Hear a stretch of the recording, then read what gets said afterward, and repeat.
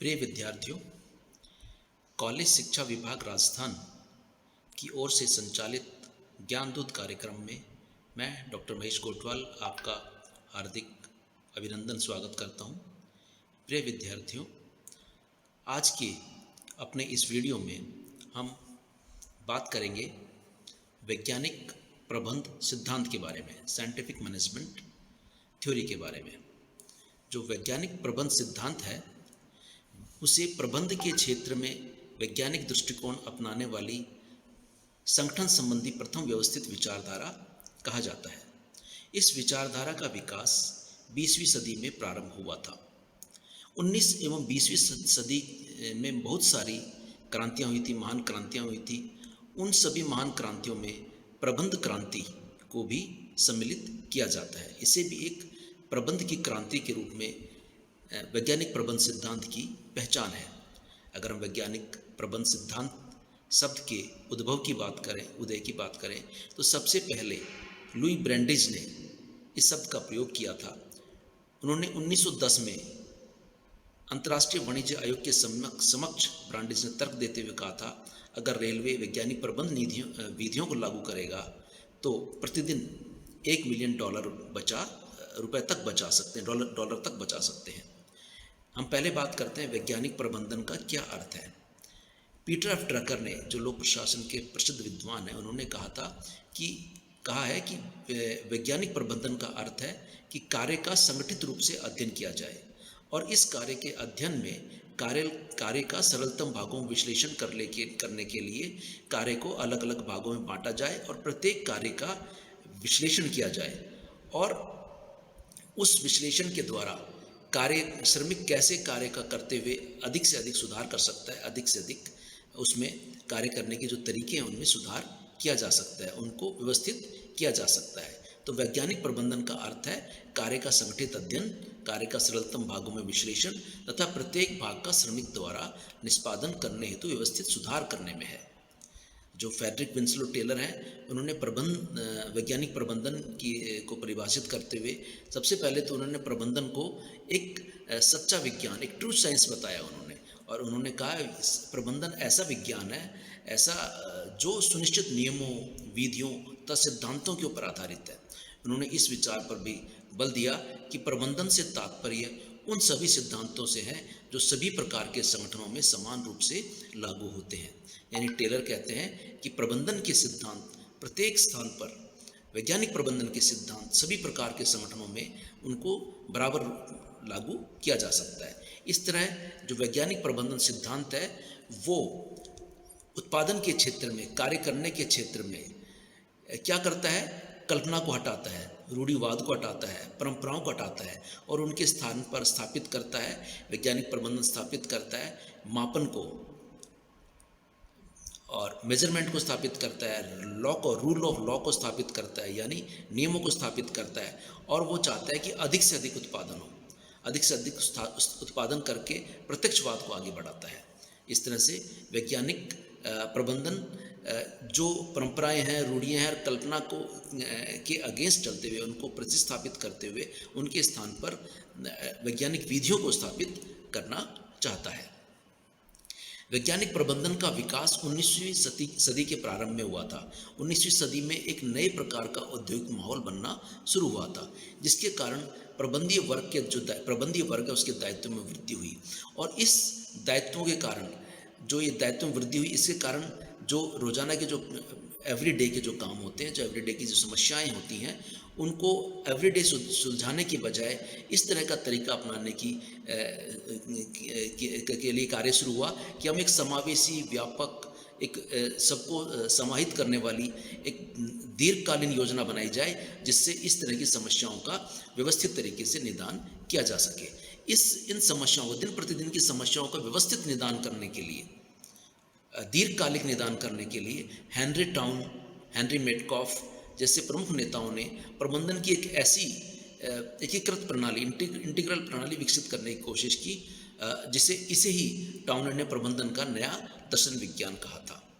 1886 में टाउने ने American society of mechanical engineers में इस तरह का एक पेपर प्रस्तुत किया जिसका नाम था the engineer as a economist. इस तरह के टाउने के इस तरह के विचारों से टेलर बहुत ज़्यादा प्रभावित हुए और उन्होंने फर्म के प्रबंधन के सभी पहलुओं को समझने और वैज्ञानिक प्रबंधन को विकसित करने के प्रयास उन्होंने आरंभ किए। फ्रेडरिक विंसलो टेलर को वैज्ञानिक प्रबंधन का पिता के रूप में माना जाता है, स्वीकार किया जाता है।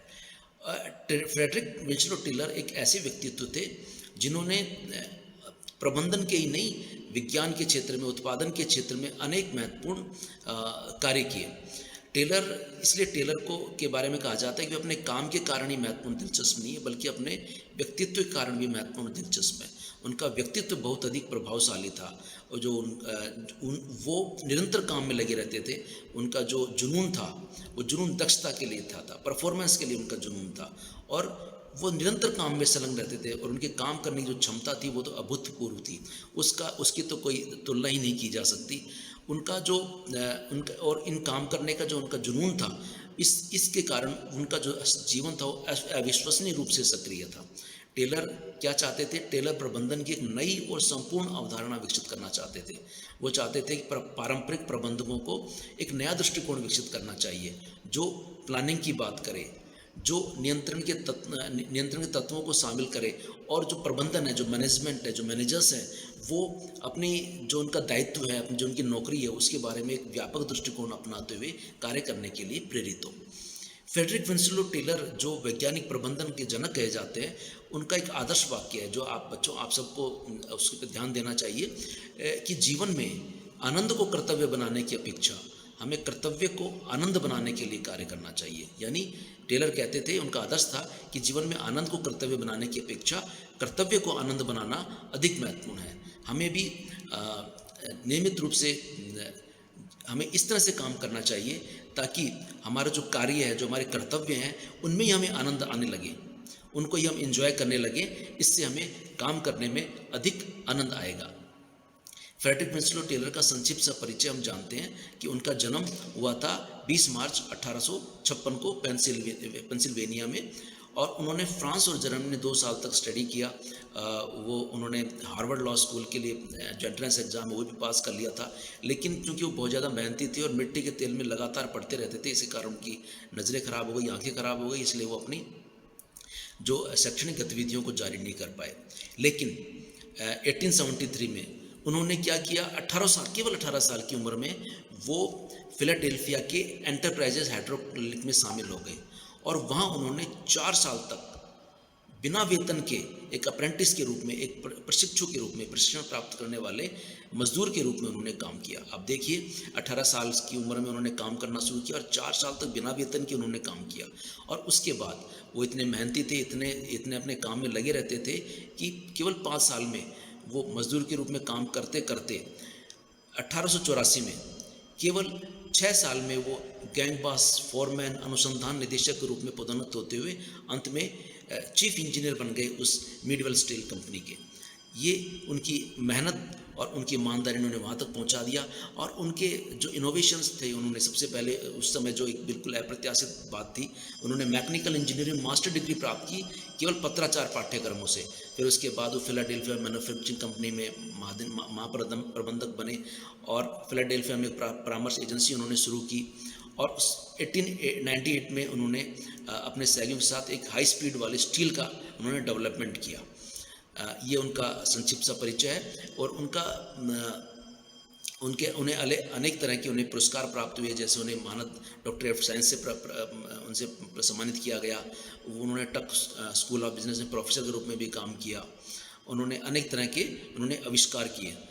वे निरंतर अपने कार्य में संलग्न रहे। अब टेलर ने किस तरह से वैज्ञानिक प्रबंधन का विकास किया?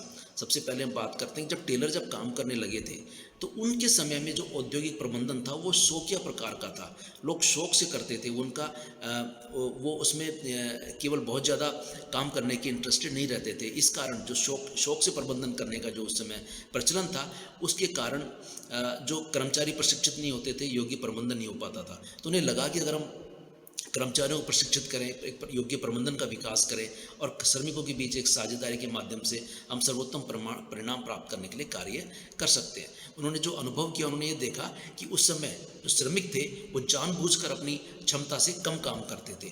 उन्होंने इस घटना को सोल्डरिंग के रूप में इसे पहचाना और इसको घटना को सोल्डरिंग नाम दिया।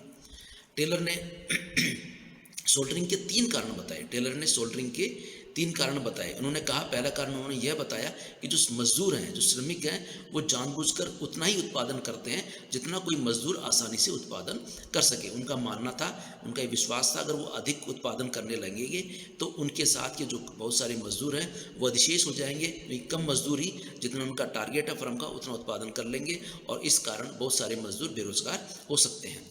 और उस समय जो वेतन प्रणाली थी वो भी अधिक उत्पादकता को प्रोत्साहित नहीं करती थी, वो भी कम उत्पादकता को ही प्रोत्साहित करती थी।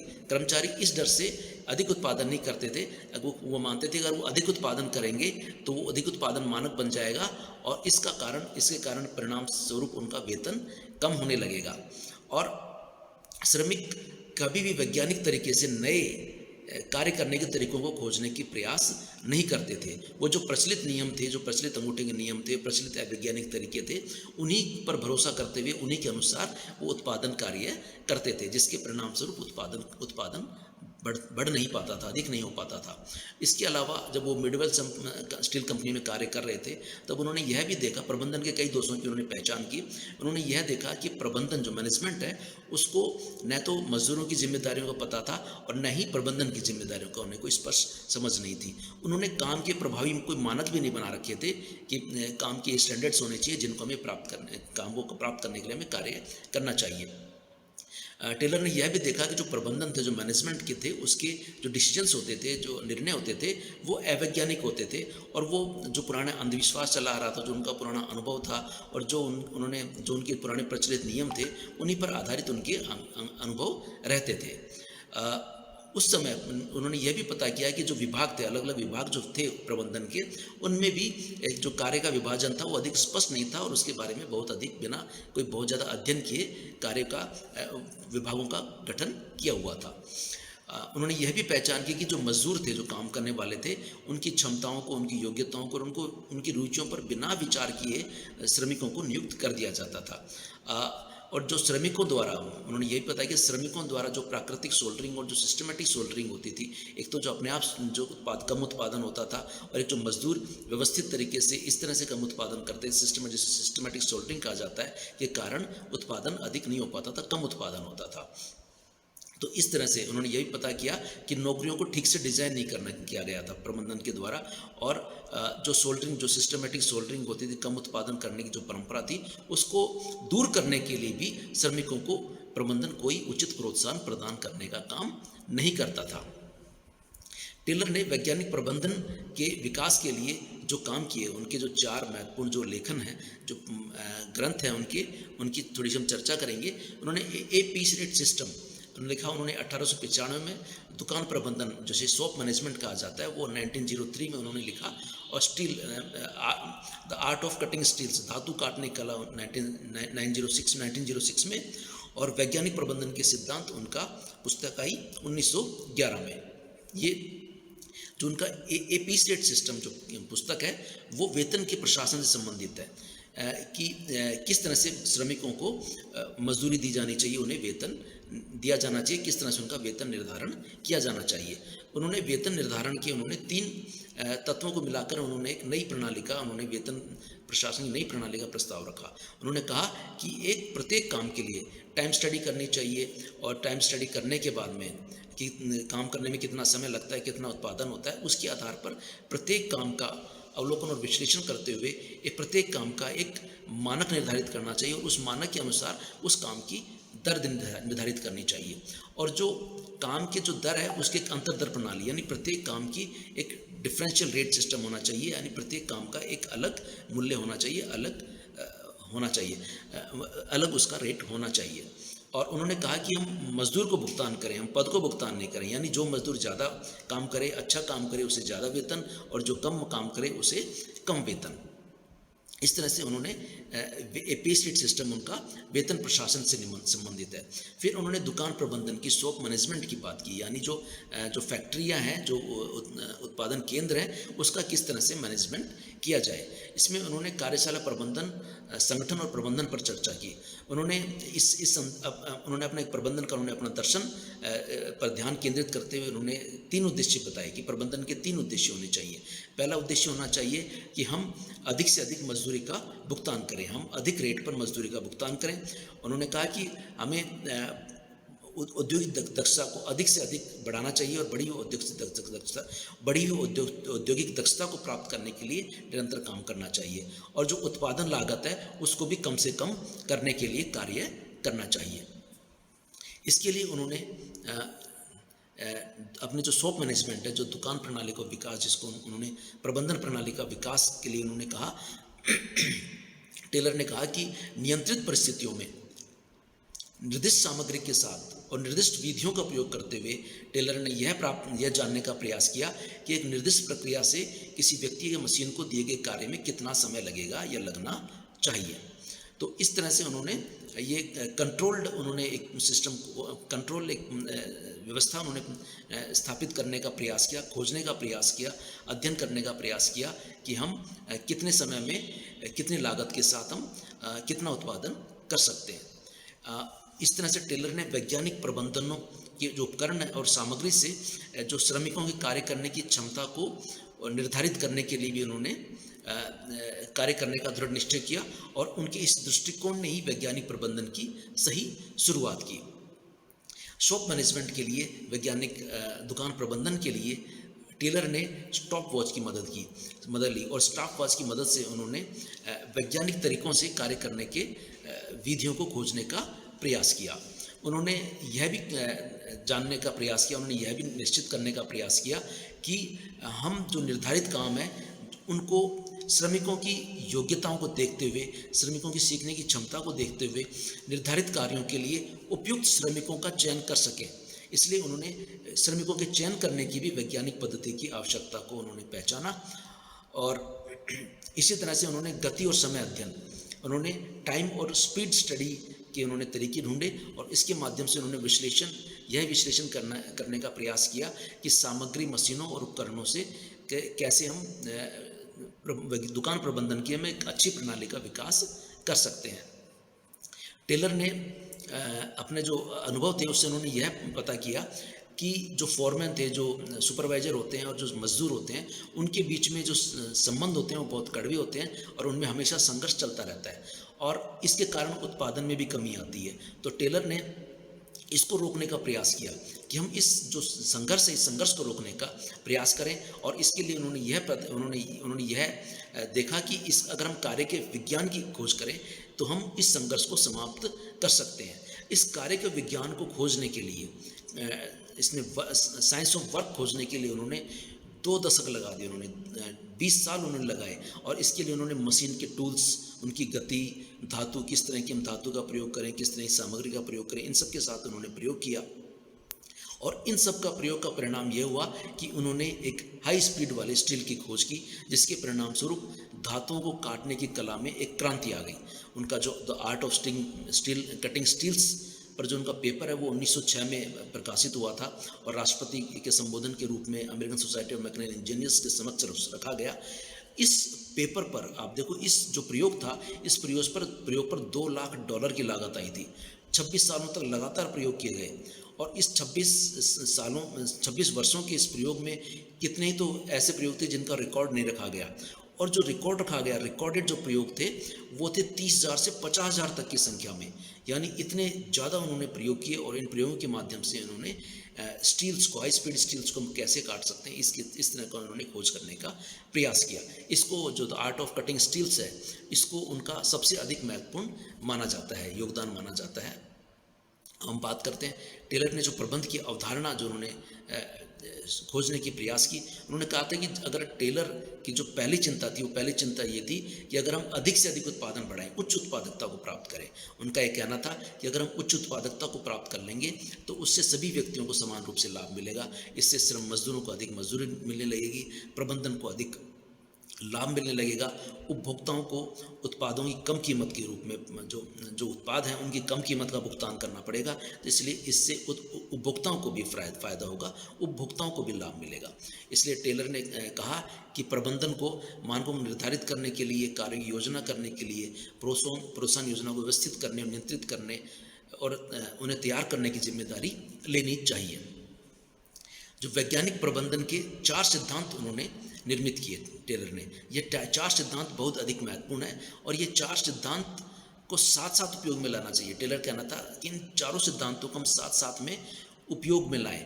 उनका कहना था कि जो ये 4 सिद्धांत हैं, इन सिद्धांतों को अलग करके वैज्ञानिक प्रबंधन नहीं कहा जा सकता। उन्होंने कहा कि ये जो उनका वैज्ञानिक प्रबंधन है, जो उनका साइंटिफिक मैनेजमेंट है, उन सभी 4 सिद्धांतों का मिश्रित रूप है। तो जो टेलर ने जो निम्न 4 सिद्धांत, जो हमें अभी बात करेंगे जिनके बारे में, वो वैज्ञानिक प्रबंधन के 4 बुनियादी सिद्धांत कहे जाते हैं। जो उनमें जो पहला सिद्धांत है, आप एक बार इन पर ध्यान दीजिए, यह है development of A true management and science of work. यानी हम एक सच्चे प्रबंधन और कार्य के विज्ञान का विकास करें। यानी कार्य का एक कार्य का सच्चे विज्ञान का विकास करना सबसे पहला सिद्धांत है। उसके पश्चात जब हम एक कार्य के विज्ञान का विकास कर लें, उसके बाद जो सिद्धांत है वो है कि हम कार्यकर्ता का वैज्ञानिक आधार पर चयन करें।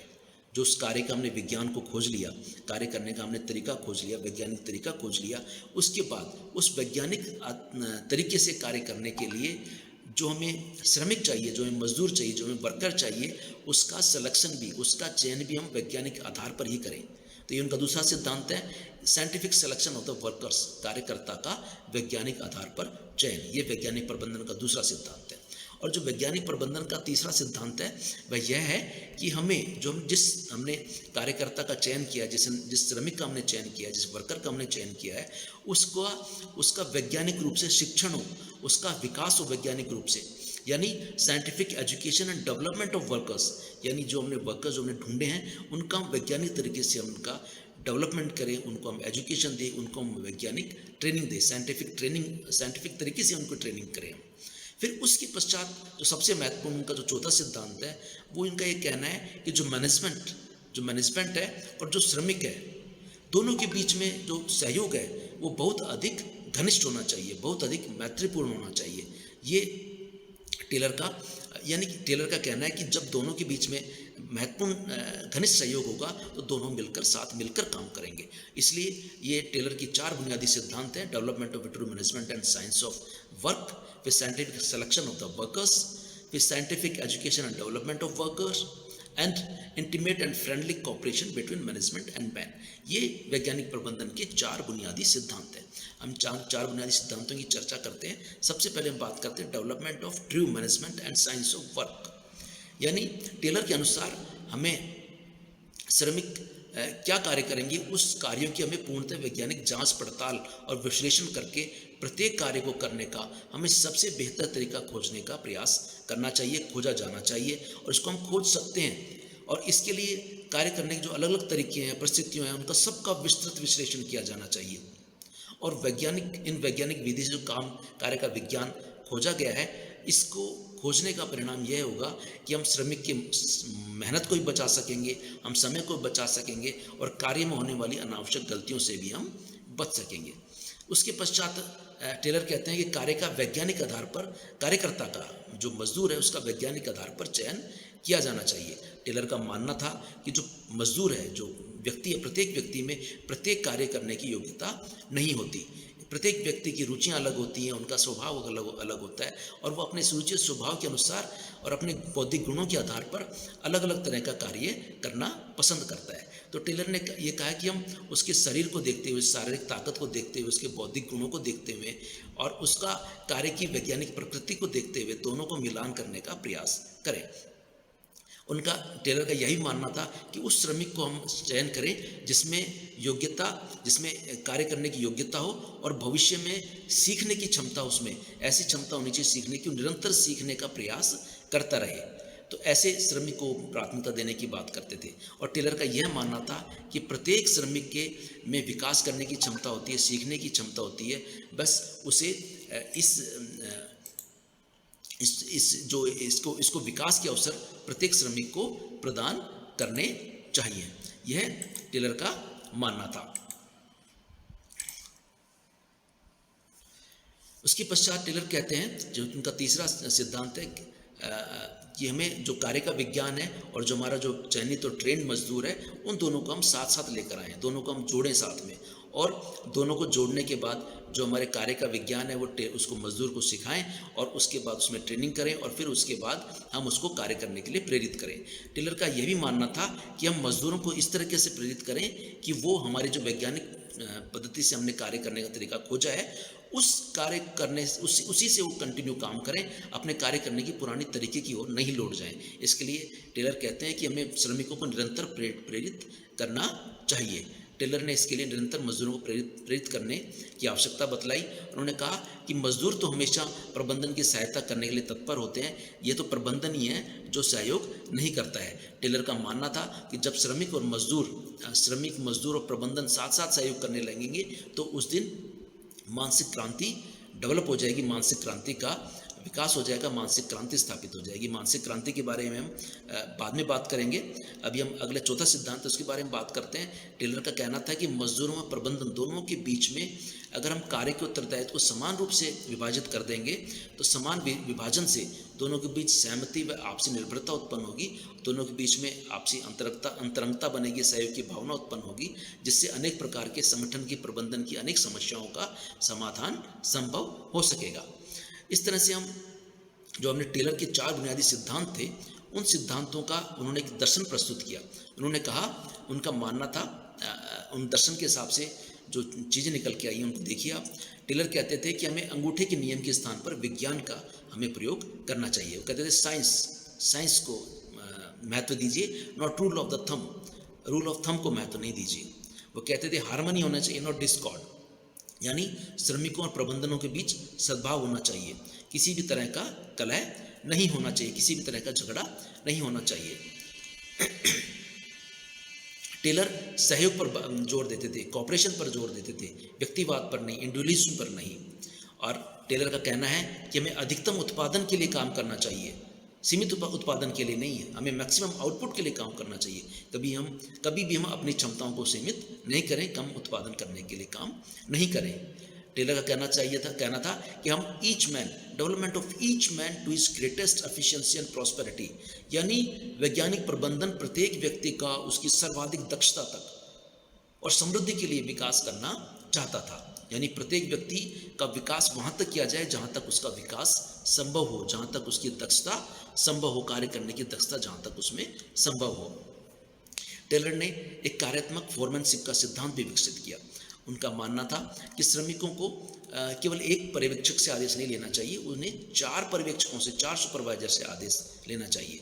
इसलिए उन्होंने जो काम का विभाजन है वो केवल श्रमिकों के स्तर पर नहीं किया, उन्होंने पर्यवेक्षण के स्तर पर भी काम का विभाजन किया।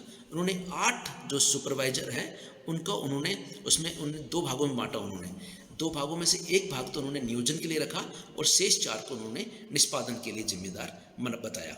टेलर का मानना है कि इस प्रकार के संगठन में फोरमैन को हम अच्छे तरीके से ट्रेनिंग कर सकते हैं और इससे स्पेशलाइजेशन को हम बढ़ावा दे सकते हैं। टेलर ने 4 प्लानिंग बॉस बताए कि हम प्लानिंग करने के लिए 4 तरह के बॉस होने चाहिए, 4 तरह के सुपरवाइजर होने चाहिए। पहला उनका था कार्यक्रम लिपिक, order of work and route clerk. इसका काम था कि श्रमिक रोज क्या काम करेगा, इसके कार्य की योजना बनाने का काम कार्यक्रम लिपिक का था। निर्देश कार्ड लिपिक, इंस्ट्रक्शन कार्ड लिपिक, इसका काम था कि जो काम करेगा मजदूर, जो श्रमिक जो काम करेगा वो काम किस तरीके से करेगा, उसके लिए निर्देश तैयार करने का काम इंस्ट्रक्शन कार्ड क्लर्क का था। समय व लागत टाइम एंड कॉस्ट क्लर्क, समय व लागत लिपिक, तो इसका काम था कि कितना समय लगना है और कितनी कॉस्ट लगनी है उस श्रमिक के काम में, इसका हिसाब किताब रखना और इसको व्यवस्थित तरीके से प्रयोग करने के लिए, समय और लागत को बचाने के लिए योजना बनाने का काम एक टाइम एंड कॉस्ट क्लर्क का था। और अनुशासक, शॉप डिसिप्लिनरियन, यानी जो प्रबंधन है, जो फैक्ट्री है, जो उत्पादन स्थल है, उस पर कार्यस्थान पर अनुशासन बनाए रखने के लिए यह सुपरवाइजर काम करता था। और काम करने के लिए, निष्पादन के लिए उन्होंने 4 निष्पादन कार्यात्मक बॉस बनाए। उन्होंने पहला था, उसका नाम था दल नायक गैंग बॉस, दूसरा मरम्मत नायक रिपेयर बॉस, तीसरा गति नायक स्पीड बॉस और चौथा इंस्पेक्टर। जो दल नायक है, जो गैंग बॉस है, वो श्रमिकों से निर्धारित योजना के अनुसार काम कराता है, उन्हें सहायता व सलाह प्रदान करता है और उनकी समस्याओं का समाधान करता है। जो मरम्मत नायक है, जो रिपेयर नायक है, वो मशीनों की देखभाल करता है और मशीनों को सुचारू रूप से चलते रहने की व्यवस्था करता है। गति नायक वह यह देखता है कि श्रमिकों की कार्य करने की जो गति है, जो स्पीड है, वो कार्य की निर्धारित योजना के अनुसार ही है। और जो निरीक्षक है, वो उत्पादन के कार्यों और उत्पादित वस्तुओं की गुणवत्ता की जांच करता है। इसको हम इस तरह से भी देख सकते हैं, कार्यात्मक फोरमैनशिप को, जिसे फंक्शनल फोरमैनशिप कहा जाता है। ये देखिए, नियोजन फोरमैन, निष्पादन फोरमैन। नियोजन फोरमैन के नीचे 4 प्रकार के होते हैं, ये order of work and route clerk, instruction card clerk, time and cost clerk, shop disciplinarian. जो निष्पादन फोरमैन है, उसके gang boss, repair boss, speed boss और इंस्पेक्टर। उन्होंने टेलर ने फोरमैन के 9 गुणों को भी चिन्हित किया। जो 9 गुण इस प्रकार है: बुद्धि, शिक्षा, तकनीकी ज्ञान, मैनुअल निपुणता और ताकत, चातुर्य, ऊर्जा, धैर्य, ईमानदारी, निर्णय बुद्धि और अच्छा स्वास्थ्य। ये 4 उनके गुण हैं जो एक अच्छे श्रमिक में होने चाहिए। टेलर ने वैज्ञानिक सिद्धांतों को संचालित करने के लिए एक सिस्टम डेवलप किया, एक तंत्र डेवलप किया। उस तंत्र की महत्वपूर्ण जो कुछ बातें हैं वो हम उनको एक बार देखते हैं। समय अध्ययन, उन्होंने टाइम स्टडी पर जोर दिया कि हम ऐसे तरीकों को ढूंढें जिससे हम अधिक से अधिक समय को बचा सकें। फिर उन्होंने standardisation of all tools and implements, जो जितने भी हमारे उपकरण हैं, उन उपकरणों को एक बेहतर बनाने के लिए कार्य किया जाए। और जो काम की प्रत्येक जो श्रेणी है, उसके काम करने के कार्य गतिशीलता का निर्धारण, यानी जो मजदूर जो काम करेगा, उस काम को किस तरीके से करेगा, कि पहले कौन सा काम करेगा, उसके बाद कौन सा काम करेगा, उसके बाद कौन सा काम करेगा, यानी स्टेप बाय स्टेप काम को कैसे करना है, इसका भी उन्होंने इसको भी निर्धारित करने की टेलर बात कहते हैं। टेलर कहते हैं कि एक योजना कक्ष का निर्माण होना चाहिए, प्लानिंग रूम होना चाहिए, जो हमेशा इस बात की योजना कार्यों किस तरीके से किया जाना चाहिए, बेहतर तरीके से किया जाना चाहिए, इसकी निरंतर प्लानिंग करता रहे, कंटिन्यू प्लानिंग करता रहे। उन्होंने एक्सेप्शन प्रिंसिपल की खोज की, अपवाद सिद्धांत की खोज की। उन्होंने कहा था कि कुछ ऐसे सिद्धांत हैं जिन पर प्रबंधन को अगर निर्णय लेने में अधिक समय लग रहा है तो उनको छोड़ देना चाहिए ऊपर वाले मैनेजमेंट के लिए, ताकि उनका रोजाना उन पे जो काम करते समय अगर कुछ ऐसा समय आ जाए जिस पे ऐसा कोई डिसीजन लेना आ जाए जिसमें समय लग रहा हो, तो उसको छोड़ दिया जाए और आगे बढ़ा जाए, और इसके लिए जो उनके उच्च अधिकारी हैं वो उस पर निर्णय ले लेंगे। उन्होंने स्लाइड रूल्स की बात की है, यानी अगर ऐसे स्थान पर जहाँ हमें सामान को पहुँचाना है तो वहाँ पर हम श्रम को बचाएं और फिसलने वाले उपकरण यूज करें और उसके माध्यम से सामान को पहुँचाएं। उन्होंने इंस्ट्रक्शन कार्ड बनाने की बात की कि हम प्रत्येक कार्यकर्ता के लिए निर्देश कार्ड बनाएं ताकि निर्देश कार्डों को देखकर वो कार्य कर सके। और उन्होंने कहा कि उन्होंने प्रोत्साहित किया, श्रमिकों को उन्होंने प्रोत्साहित किया कि वो नए नए तरीके खोजे काम को बेहतर तरीके से करने के, और अगर वो नवीन विचार है, जो नए तरीके हैं, अगर वो सफल होंगे तो खोजने वाले को अच्छा बोनस मिलेगा, बेहतरीन बोनस मिलेगा, बड़ा बोनस मिलेगा। टेलर ने एक डिफरेंशियल रेट सिस्टम की बात की, यानी अगर प्रत्येक काम की दर निर्धारित की जाए और उस दर को अधिक अच्छे तरीके से करने वाले व्यक्ति को अधिक वेतन दिया जाए, तो उन्होंने एक अंतरदर प्रणाली की भी उन्होंने स्थापना करने की बात कही।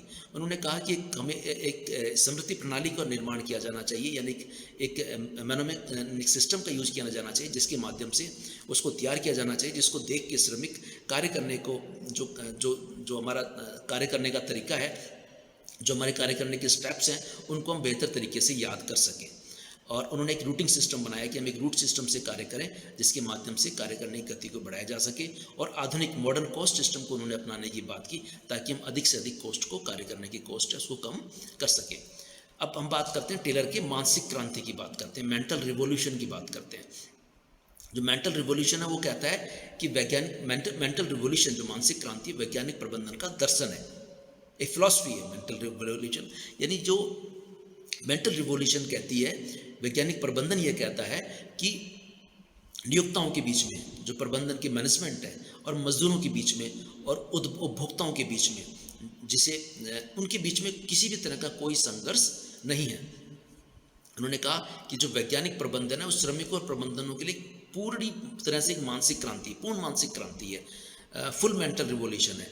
और यह मानसिक क्रांति कहती है कि इनके बीच में आपस में किसी भी तरह का कोई मतभेद नहीं है, अगर वो आपस में परस्पर एक दूसरे का सहयोग करेंगे तो दोनों अपनी दोनों की समृद्धि होगी, आपसी समृद्धि इनसे संभव है। और दोनों पक्षों की इस महान मानसिक क्रांति के बिना टेलर का कहना है कि वैज्ञानिक प्रबंधन संभव नहीं है। वैज्ञानिक प्रबंधन से वैज्ञानिक प्रबंधन से दोनों पक्षों के मानसिक दृष्टिकोण में जो महान परिवर्तन आता है उसे मानसिक क्रांति कहते हैं। इस मानसिक क्रांति का प्रभाव यह होता है कि जो दोनों ही पक्ष हैं, मजदूर हैं और प्रबंधन है, दोनों सभी महत्वपूर्ण मामले में लाभ के विभाजन पर अपना ध्यान हटा देते हैं और अपना ध्यान यहाँ केंद्रित करते हैं कि हम कैसे लाभ को मैक्सिमम कर सकें, कैसे हम लाभ को बढ़ा सकें। और वो इतनी अपनी ताकत इसमें लगाते हैं कि हम लाभ को इतना अधिक बढ़ाएं कि इसे कैसे बांटा जाए, यह इस पर झगड़ा ही अनावश्यक हो जाए, इस पर झगड़ा करना ही बंद हो जाए। और फिर क्या होगा, फिर दोनों पक्ष मजदूर और प्रबंधन एक दूसरे से संघर्ष करना बंद कर देंगे और उत्पादन को ज़्यादा से ज़्यादा बढ़ाने के लिए कंधे से कंधा मिलाकर काम करेंगे, ज़्यादा से ज़्यादा काम करेंगे, व्यवस्थित तरीके से काम करेंगे। और उसका प्रभाव यह होगा कि इनके महत्वपूर्ण सहयोग और जो इनकी पारस्परिक सहायता होगी उससे उत्पादन इतना अधिक हो जाएगा, अधिक से इतना अधिक हो जाएगा कि श्रमिकों के मजदूरी में श्रमिकों के वेतन में बड़ी भारी वृद्धि होगी। जो मालिक है, जो प्रबंधन है, उसको मुनाफे में बड़ी भारी वृद्धि हो जाएगी और जो हमारे उपभोक्ता हैं उनको भी कम कीमत के रूप में बहुत अधिक लाभ मिलेगा। टेलर वैज्ञानिक प्रबंधवाद की हम कुछ विशेषताओं की बात करते हैं, वैज्ञानिक प्रबंधन की जो कुछ लाक्षणिक विशेषताओं की बात करते हैं। ये कहते हैं यूनिटी ऑफ इंटरेस्ट। इसमें हितों की एकता की बात करता है, यानी इसमें सभी के हित बराबर हैं, एक है। मजदूरों का भी वही हित है जो प्रबंधन का हित है और वही हित उपभोक्ताओं का भी है। हितों में एकता लाने की बात करता है, ये प्रैक्टिकल होने की बात करता है। हम प्रैक्टिकल अप्रोच के माध्यम से कार्य करने के तरीकों को खोजने की बात करते हैं, उन्हें स्थापित करने की बात करते हैं। ये इंडिविजुअल डेवलपमेंट की बात करता है, व्यक्ति विकास, प्रत्येक व्यक्ति के जो भी प्रबंधन से जुड़ा हुआ है, वैज्ञानिक प्रबंधन से जुड़ा हुआ है, उस प्रत्येक व्यक्ति के विकास की बात वैज्ञानिक प्रबंधन कहता है। वैज्ञानिक प्रबंधन गुड लेबर रिलेशंस में विश्वास रखता है, अच्छे श्रम संबंधों में विश्वास रखता है। ये वैज्ञानिक प्रबंधन हड़ताल का विरोध करता है, किसी भी तरह की स्ट्राइक का विरोध करता है और ये कहता है कि दोनों मिलजुल कर, मजदूर और प्रबंधन दोनों साथ मिलकर अच्छे तरीके से काम करते हैं। और ये प्रबंधकों के नवीन दायित्वों की बात करता है कि प्रबंधन के पास में नए दायित्व हैं, न्यू रिस्पॉन्सिबिलिटीज जो होती है, उन्हें कार्य करने का एनवायरनमेंट सुधारना है, उन्हें वैज्ञानिक तरीके ढूंढने, कार्य को बेहतर तरीके से करने के, और उन्हें श्रमिकों को बेहतर वातावरण प्रदान करने के लिए काम करना है। तो प्रबंधकों के नवीन दायित्वों की वैज्ञानिक प्रबंधन बात करता है। ये स्पेसिफिक विशिष्टता की बात करता है, शाश्वतता की बात करता है, यानी वैज्ञानिक प्रबंधन के जो सिद्धांत हैं विशिष्ट भी हैं और शाश्वत भी हैं, यूनिवर्सल भी हैं। वो प्रत्येक जगह समान रूप से, प्रत्येक संगठन में समान रूप से लागू किए जा सकते हैं। और ये प्रबंधोन्मुख है, ये मैनेजमेंट ओरिएंटेड भी है वैज्ञानिक प्रबंधवाद, साइंटिफिक मैनेजमेंट। हम आलोचना की बात करते हैं कि वैज्ञानिक प्रबंधन की जो आलोचना बहुत अधिक हुई वैज्ञानिक प्रबंधन की। सबसे पहले मजदूर नेताओं ने वैज्ञानिक प्रबंधन की आलोचना की। मजदूर नेताओं ने इसको टेलरवाद को, वैज्ञानिक प्रबंधवाद को ट्रेड यूनियनवाद को नष्ट करने वाला बताया। उन्होंने कहा कि ये ट्रेड यूनियनवाद के लिए बहुत बड़ा खतरा है, ये ट्रेड यूनियनवाद को नष्ट कर देगा और ये सामूहिक सौदेबाजी का सिद्धांत है उसको भी नष्ट करने वाला बताया। इसका परिणाम यह होगा कि जब मजदूरों और श्रमिकों के बीच बेहतर संबंध हो जाएंगे, वैज्ञानिक प्रबंध बेहतर संबंध स्थापित कर देगा, तो इससे अपने आप ही ट्रेड यूनियनें समाप्त होने लग जाएंगी। और जब ट्रेड यूनियन समाप्त हो जाएंगी तो जो मजदूर होते हैं, जब उनके सामूहिक हित होते हैं, उन सामूहिक हितों के लिए वो प्रबंधन के साथ किसी भी तरह की कोई सामूहिक सौदेबाजी नहीं कर पाएंगे। उन्होंने यह भी कहा, मजदूर नेताओं ने, कि यह समुदाय के लिए खतरा है, पूरे समाज के लिए खतरा है वैज्ञानिक प्रबंधवाद। उनका कहना था कि इससे उत्पादन की जो क्षमताएं बढ़ जाएंगी, तो जब कम लोग अधिक ज़्यादा उत्पादन करने लगेंगे तो काम कम लोगों के लिए रह जाएगा और इसका परिणाम यह होगा कि बहुत सारे लोग इससे बेरोजगार हो जाएंगे, रोजगार के अवसरों में इससे कमी आ जाएगी। ट्रेड यूनियन ने यह भी बताया कि जो वैज्ञानिक प्रबंधन है वो काम को मशीनी रूप प्रदान करता है, वो यांत्रिक पहलुओं पर अधिक ध्यान देता है और जो संपूर्ण काम की वास्तविक परिस्थिति है उनमें वो अधिक रुचि नहीं रखता है। जो टेलरवाद है वो मजदूरों को एक श्रमिक के पुर्जे के रूप में अधिक देखता है, मनुष्य के रूप में उनमें कम देखता है। और उनका यह भी कहना है कि मजदूर जब इसमें वैज्ञानिक प्रबंधन में काम करेंगे, एक ही तरह का काम बार बार करेंगे, तो उनमें एक रास्ता बढ़ जाएगी और वो जो उनकी जो अलग अलग तरह की विविधता थी उनके अंदर, वो उस विविधता को इससे नुकसान होगा। श्रमिकों ने, मजदूर नेताओं ने स्टॉप वैज्ञानिक प्रबंधन में स्टॉप वॉच का भी विरोध किया। टेलरवाद ने जो विरोध किया ट्रेड यूनियन ने, उसका परिणाम यह निकला कि संयुक्त राज्य अमेरिका में के जो औद्योगिक संबंध आयोग है, उन्होंने प्रोफेसर रॉबर्ट हॉक्सी से वैज्ञानिक प्रबंधन की जांच कराई। तो प्रोफेसर रॉबर्ट हॉक्सी ने अपने रिपोर्ट में कहा, इसकी वैज्ञानिक प्रबंधन की और टेलर के दृष्टिकोण की आलोचना की, और उन्होंने कहा कि वैज्ञानिक प्रबंधन केवल यांत्रिक पहलुओं से संबंधित है, मजदूरों को मशीनों के पुर्जे के रूप में विकसित करता है, उत्पादन के मानवीय पहलुओं पर, मनुष्य के मानवीय पहलुओं पर, मजदूरों के मानवीय पहलुओं पर कोई ध्यान नहीं देता है। उन्होंने यह भी कहा कि वैज्ञानिक प्रबंधन और श्रमिक संघवाद के जो मूल आदर्श हैं वो एक दूसरे के विरोधी हैं। वैज्ञानिक प्रबंधन की आलोचना लोक प्रशासन के विद्वानों ने भी की। इसमें प्रमुख विद्वान जैसे ऑलिवर शेल्डन है, मैरी पार्कर फॉलेट है, एल्टन मेयो है, पीटर ड्रकर, आदि विद्वानों ने टेलर के इन विचारों की आलोचना की। उन्होंने आरोप लगाया है टेलर का जो वैज्ञानिक प्रबंधन है वो अवैयक्तिक है, अमानवीय है, वो मनुष्यों का अध्ययन नहीं करता है, वो मानवों का वो जो मानवीयता का विरोधी है, और ये मानवीय कारकों पर कम बल देता है। जो प्रबंधक हैं, जो मैनेजर्स हैं, उन्होंने भी टेलरवाद का विरोध किया। जो टेलर वैज्ञानिक प्रबंधन ने बार बार इस अंगूठे के नियम के परंपरागत कार्य करने के तरीकों की बात करते हैं, उसका उन्होंने विरोध किया, और इन अपमानजनक विरोधियों पर उन्होंने बड़ा तीखा विरोध उन्होंने किया। जो व्यवहारवादी हैं, जो मनुष्य के व्यवहार का अध्ययन करते हुए काम के तरीकों को खोजने की बात करते हैं, उनका कहना है कि जो टेलर का वैज्ञानिक प्रबंध है वो श्रमिकों की पहल करने की योग्यता है, उनकी जो व्यक्तिगत स्वतंत्रता है, और श्रमिकों को अपने तरीके से काम करने की, जिम्मेदारी के साथ काम करने का जो एहसास है उसका विरोध करता है। तो व्यवहारवादियों ने वैज्ञानिक प्रबंधन का इस प्रकार से विरोध किया, और उसे उन्होंने मजदूरों के व्यक्तिगत मानवीय जो पहलू है उसका उन्होंने विरोधी बताया। और साइमन और मार्श ने वैज्ञानिक प्रबंधन को शारीरिक संगठन सिद्धांत के रूप में वर्णित किया, उसे फिजियोलॉजिकल ऑर्गेनाइजेशन थ्योरी के रूप में उन्होंने इसे प्रदर्शित किया। और उन्होंने कहा कि टेलरवाद ने उद्योगों को अमानवीय बना दिया है और श्रमिकों को ऑटोमेटिक बना दिया है, और टेलरवाद यह मानता है कि श्रमिक केवल धन से अधिक वेतन से ही संतुष्ट होते हैं। हम बात करते हैं टेलर के जो वैज्ञानिक प्रबंधन, उसका क्या प्रभाव रहा। जो टेलर का जो वैज्ञानिक प्रबंधन था उसका बहुत बड़ा प्रभाव रहा। इसका जो वैज्ञानिक प्रबंधन है उसने एक आंदोलन का रूप ले लिया। आधुनिक जो वैज्ञानिक प्रबंधन है उसमें प्रबंधन के संचालन में अनुसंधान, विधि का अध्ययन, समय का अध्ययन, प्रणाली का विश्लेषण, अपवादों द्वारा प्रबंधन, कार्य डिजाइन, माप, उत्पादन नियंत्रण, इस तरह की जो नई अवधारणाएं थी उन्होंने उद्योगों की प्रकृति को ही बदल दिया। अब उद्योग पुराने तरीके से काम करना उन्होंने बंद कर दिया, और उद्योगों के अंदर कार्य अध्ययन, वर्क स्टडी होने लगी, टाइम स्टडी होने लगी, क्वालिटी कंट्रोल के लिए काम होने लगे। इस तरह के जो विभाग है उद्योगों में स्थापित होने लगे, और साइंटिफिक तरीके से कार्य करने के नए नए तरीकों को खोजने का काम प्रत्येक उद्योग करने लगा।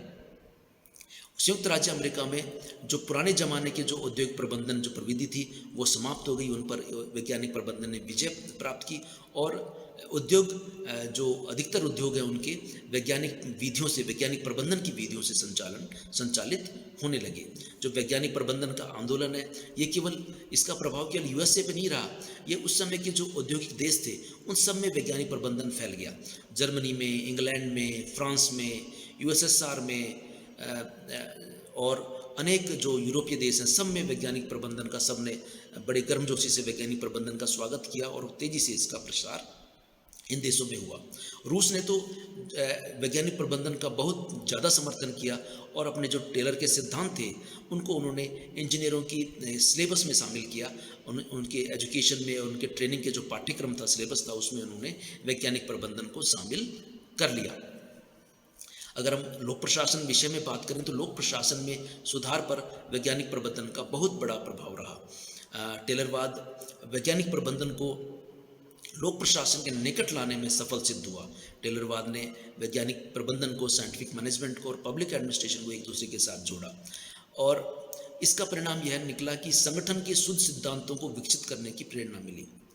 और एफ ए क्लीवलैंड तथा चार्ल्स बियर्ड ने तो इस प्रभाव को स्वतः स्वीकार किया है। उनका कहना है कि जो लोक प्रशासन में सिद्धांतों को खोजने की जो परंपरा प्रारंभ हुई, सिद्धांतों को खोजने का जो प्रेरणा प्रारंभ हुई, वो प्रेरणा वैज्ञानिक प्रबंधन की ही देन है। डब्ल्यू ई मोसर ने तो कार्मिक प्रशासन के क्षेत्र में वैज्ञानिक प्रबंधन को अपने मिशन के रूप में स्वीकार किया और कार्य करने की नवीन विधियों को खोजने का उन्होंने निरंतर प्रयास किया। जी.एम. पिफनर ने लिखा है कि हमारे भावी प्रशासकों को वैज्ञानिक प्रबंधन की प्रविधियों की जानकारी अवश्य रूप से होनी चाहिए। जो लोक प्रशासन के विद्वान हैं जैसे जी.एम. गॉस हैं, वाइट है, गुलिक है, स्टोन है आदि ने वैज्ञानिक प्रबंधन के विषय में अपनी अनुकूलता एवं ज्ञान का प्रयोग करते हुए विषय को और अधिक व्यापक बनाने का प्रयास किया और उन्होंने वैज्ञानिक प्रबंधन की विधियों को नया रूप से लोक प्रशासन के सिद्धांतों के रूप में विकसित करते हुए नए नए लोक प्रशासन के सिद्धांतों को निर्माण करने का उन्होंने प्रयास किया। टेलरवाद का परिणाम यह रहा कि इससे शासन एवं शासन करने के तरीकों में प्रक्रियाओं के प्रति एक नए तरह का दृष्टिकोण का विकास हुआ। इस नए दृष्टिकोण को अपनाया गया और इसके लिए जागरूकता लाने के लिए अनेक तरह के संघों एवं समाजों की स्थापना हुई और इससे यह निकला कि प्रशासन स्वयं में एक साध्य बन गया और इसने प्रशासन को लोक प्रशासन को विज्ञान का रूप बनाने के लिए इसने प्रेरित किया और लोक प्रशासन में शोध करने के लिए तथ्यों को खोजने, तथ्यों को मापने की एक नई प्रणाली का विकास लोक प्रशासन में इसके माध्यम से हुआ। लोक प्रशासन में नियोजन और नए नए सिद्धांतों को खोजने के विचारों को इसने मजबूती प्रदान की। जो ये टेलरवाद है, वैज्ञानिक प्रबंधन है, इसका प्रभाव हम केवल लोक प्रशासन तक सीमित नहीं कर सकते।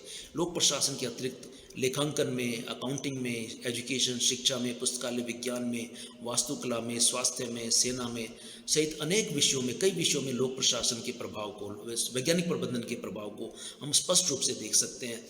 वैज्ञानिक प्रबंधन ने इस तरह से न केवल लोक प्रशासन पर, न केवल प्रबंधन पर, बल्कि बहुत सारे विषयों पर इन्होंने जोरदार प्रभाव डाला और जो उत्पादन को अधिक से अधिक बढ़ाने में, उत्पादन में वृद्धि करने में और एक बहुत अधिक महत्वपूर्ण योगदान वैज्ञानिक प्रबंधन का रहा है।